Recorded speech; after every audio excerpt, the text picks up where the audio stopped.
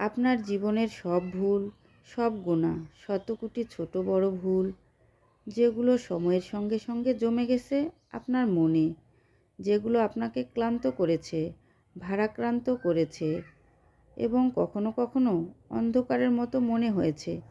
কিন্তু জানেন কি, একটি ছোট দোয়া, মাত্র 10 সেকেন্ডের একটি দোয়া, যেটি খাঁটি মন দিয়ে পড়া হয়, সেই দোয়ায় লুকিয়ে আছে এক অদ্ভুত শক্তি। এই দোয়ায় 90 বছরের গুনাও মাফ হয়ে যায়। যেসব ভুলের কারণে মন ভেঙে গেছে, যেসব অনুশোচনা বুকের ভেতর চাপা পড়ে আছে, সব যেন হঠাৎ হালকা হয়ে যায়। ধীরে ধীরে অনুভব করবেন হৃদয় শান্ত হতে শুরু করেছে, মন ভরে উঠেছে আশার আলোয়। ভয়, লজ্জায়, শঙ্কায় সব দূরে সরে যাচ্ছে। কেবল এক শান্তি, এক নির্ভরতা। এই দোয়া শুধু শব্দ নয়, শুধু মুখের আওয়াজ নয়, এটি হৃদয়ের অনুরোধ, মনকে আলোকিত করার এক ক্ষুদ্র ফোঁটা ইবাদত। এক মুহূর্ত চিন্তা করুন, যে ভুল আপনি বহু বছর ধরে মনে রেখেছেন, যে গুনাহের ভার আপনাকে রাত জাগিয়েছে, সব যেন মুছে যায়। কেন? কারণ এটি আল্লাহর রহমত, কারণ আল্লাহর ক্ষমা অসীম, কারণ একজন সত্যিকারের দোয়াকারী, একটি খাঁটি মন, এক দৃঢ় বিশ্বাস সব কিছুর চেয়ে শক্তিশালী। আপনি দেখবেন মন ধীরে ধীরে হালকা হতে শুরু করেছে, বুকের ভেতরের চাপ কমেছে, আপনার শরীর, আপনার হৃদয়, সব কিছুর মধ্যে শান্তি ঢুকে গেছে। একটা অদ্ভুত আনন্দ, একটা প্রশান্তি।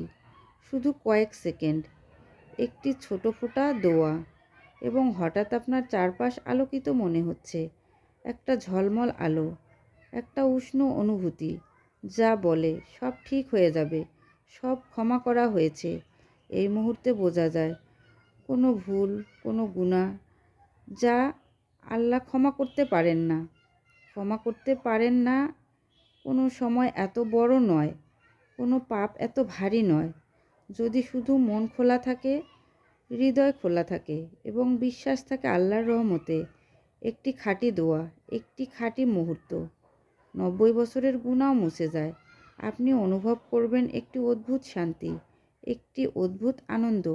ভেতরের অন্ধকার দূর হতে দূরে সরে যায়, মনকে আলোকিত করে এক নতুন আশায়, এক নতুন জীবন, এক নতুন শুরু।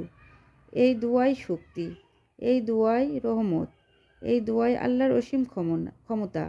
এমনকি যে মানুষ মনে করে সব হারিয়েছে, সেই মানুষও আবার ফিরে আসতে পারে এই এক ছোট্ট দোয়ার মাধ্যমে। এক ছোট দোয়া, এক খাঁটি মন এবং আল্লাহর রহমত, এই মিলনেই 90 বছরের গুনাহ মুছে যায় এবং হৃদয় পূর্ণ হয় শান্তি ও আশার আলোয়। চলুন আমরা দোয়াটি পড়ে আসি। তবে দোয়াটি পড়ার আগে ইসলামকে ভালোবাসলে একটি লাইক দিন এবং নবীজি হজরত মুহাম্মদ সাল্লাল্লাহু আলাইহি ওয়াসাল্লামকে ভালোবাসলে চ্যানেলটি সাবস্ক্রাইব করুন এবং কমেন্টে 3 বার আমিন আমিন আমিন লিখে দোয়াতে শরিক হয়ে যান। চলুন আমরা দোয়াটি পড়ে আসি। দোয়াটি হচ্ছে, রব্বি ইন্নি জালামতু নাফসি ফাগফিরলি ইন্নাহু লা ইয়াগফিরুয যুনুবা ইল্লা আনতা। রব্বি ইন্নি জালামতু নাফসি ফাগফিরলি ইন্নাহু লা ইয়াগফিরুয যুনুবা ইল্লা আনতা। রব্বি ইন্নি জালামতু নাফসি ফাগফিরলি ইন্নাহু লা ইয়াগফিরুয যুনুবা ইল্লা আনতা।